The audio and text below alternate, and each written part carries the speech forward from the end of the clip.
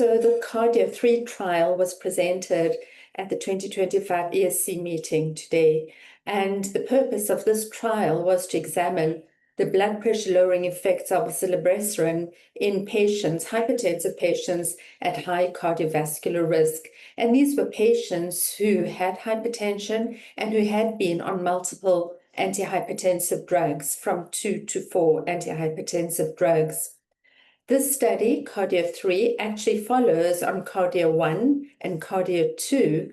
And in this study, a single dose of the drug, which is an siRNA targeting angiotensinogen, was given, and results were examined 3 months later, especially with respect to upper systolic blood pressure being the primary endpoint. This was a study that included patients from 5 countries. There were 270 patients who entered into the study, and of these, 45% were female. At baseline, the mean office systolic blood pressure and diastolic blood pressure was 144 and 80 millimeters of mercury, and a mean 24-hour ambulatory systolic and diastolic blood pressure was 142/79.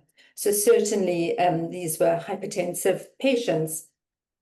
For the primary endpoint, it should be said that the placebo-adjusted mean change in the office systolic blood pressure, which was the primary endpoint for the study, was 5 millimeters of mercury for the zilebesiran 300 milligram treated patients. The patients who were on 600 milligrams, the blood pressure change was 3.3 millimeters of mercury. Now, unfortunately, neither of these results showed statistical significance after adjusting for various parameters. This, in its essence, then did not show a significant blood pressure change compared to patients who were treated with placebo. And of course, this needs to be asked in terms of why. The placebo effect was, in fact, rather large in terms of the effect on blood pressure, from 7 to 11 millimeters of mercury, which is unusually large for a placebo effect in patients with hypertension. It is still unclear exactly why there was this large blood pressure drop, but it could be thought that perhaps the patients became adherent once they actually entered into the study, and perhaps they were less adherent as they were recruited into the study. So this is certainly a possibility, and I'm sure the investigators will really take a deep look into some of the parameters as to why patients who were on the placebo group had a significant drop.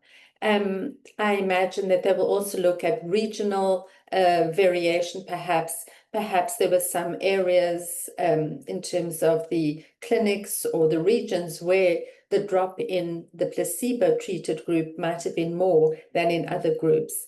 So I guess these will be aspects that will certainly be further examined. That being said, there was a significant difference in blood pressure compared to placebo when patients were treated on diuretics.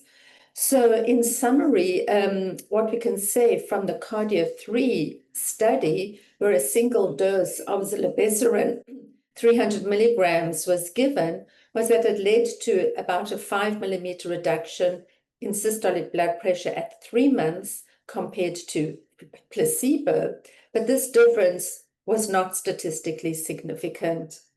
That being said, it did meet its objectives in informing the design for future trials, and I know that the next study following on the KARDIA 3, as planned, is the Zenith study, which will in fact look at cardiovascular outcomes in patients with uncontrolled hypertension.